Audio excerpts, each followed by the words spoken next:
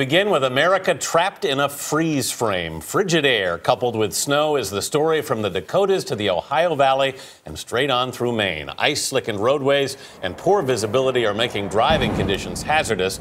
There were several crashes and spinouts along Interstate 94 in Minnesota.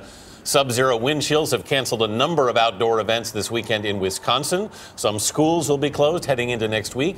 Don Dahler is here in New York with more on the situation. Don, good morning. Good morning, Anthony. Good morning, Vanita. Yeah, you know, we're actually going through something of a heat wave here in New York City. The temperatures have reached 21 degrees, and with much of the country experiencing bone-chilling temperatures all week long, this feels almost like spring.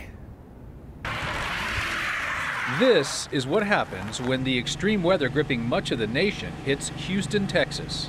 A city not accustomed to dealing with icy roadways was brought to a near crawl as temperatures dipped below freezing on Friday, creating icy roadways and causing over 200 accidents.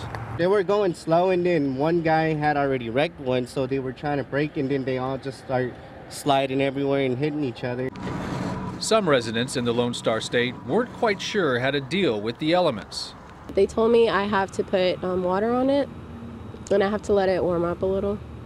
In Nashville, school buses were used as warming stations to help the homeless cope with the cold.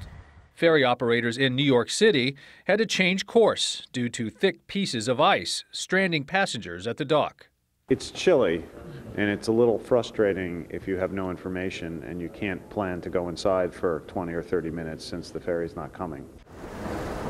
And with shipping vessels also dealing with the thick ice, the Coast Guard is clearing the way for barges transporting gasoline and home heating oil on the Hudson River. Coast Guard Cutter Thunder Bay 13. Lieutenant Jerry Smith is with the Coast Guard Cutter Thunder Bay.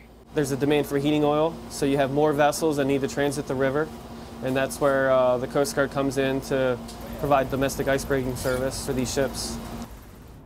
With activities ramping up for the Super Bowl, the temperatures in New York are expected to remain well below zero for much of the week. Vanita, Anthony. Never thought 20 degrees would look so good. Don Dahler, So thanks, warm. Don.